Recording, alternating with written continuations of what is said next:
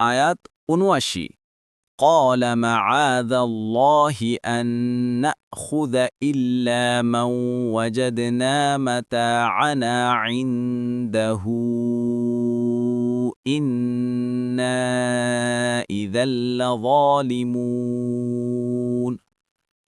অনুবাদ তিনি বললেন, যার কাছে আমরা আমাদের মাল পেয়েছি তাকে ছাড়া অন্যকে রাখার অপরাধ হতে আমরা আল্লাহর আশ্রয় প্রার্থনা করছি। এরূপ করলে তো আমরা অবশ্যই জালিম হয়ে যাব। তাফসির ১ নং ফুটনোটের বিবরণ। ইউসুফ আলাইহিসসালাম ভাইদেরকে আইনানুগ উত্তর দিয়ে বললেন, যাকে ইচ্ছা গ্রেফতার করার ক্ষমতা আমাদের নেই, বরং যার কাছ থেকে চোরাই মাল বের হয়েছে তাকে ছাড়া যদি অন্য কাউকে গ্রেফতার করি তবে আমরা তোমাদের সাথে আমার কৃত চুক্তি অনুযায়ী জলিম হয়ে যাব, কারণ তোমরাই বলেছ যে যার কাছ থেকে চোরাই মাল বের হবে সেই তার শাস্তি পাবে। কুরতুবী